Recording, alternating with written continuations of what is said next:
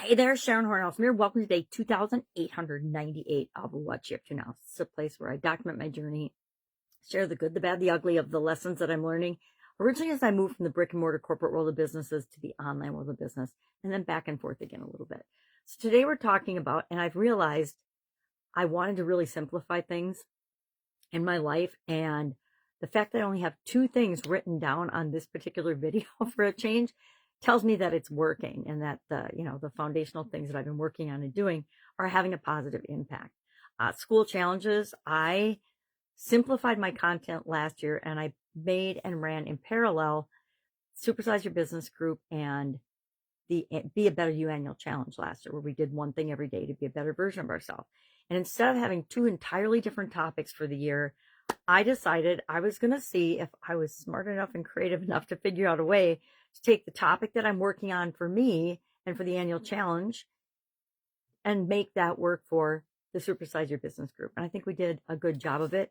I think just about everything we do that makes us a better human being and a better person positively impacts our business. At least it sure ought to. Otherwise, why are we doing it?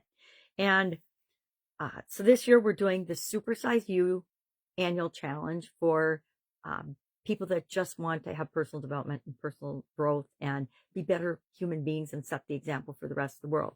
And then in Supersize Your Business, we're doing the Supersize Your Business or Supersize Challenge, where we're taking the same topic that we're talking about personally and we're applying it to our businesses. Why?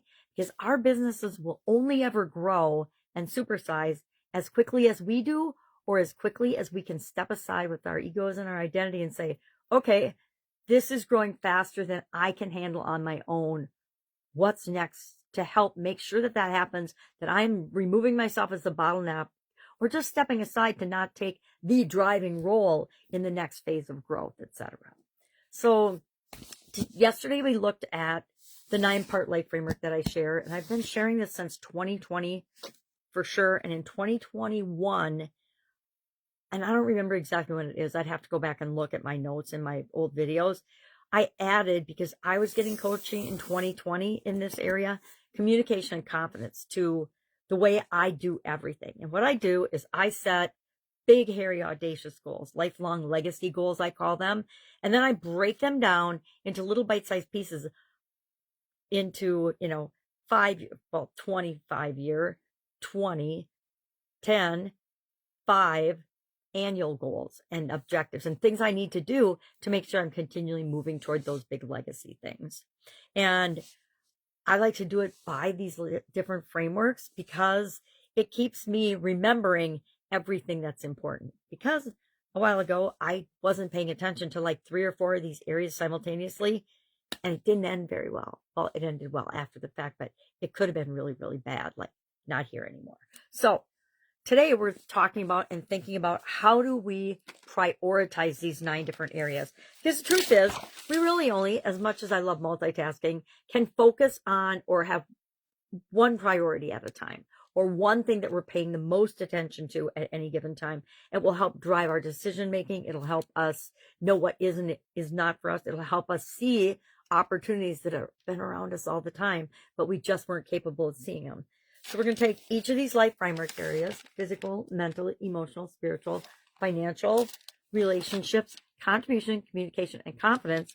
And we're going to rank them compared to each other, 1 through 9. 1 being the most important, 9 being the least priority. They're all important, but the least priority for me right now.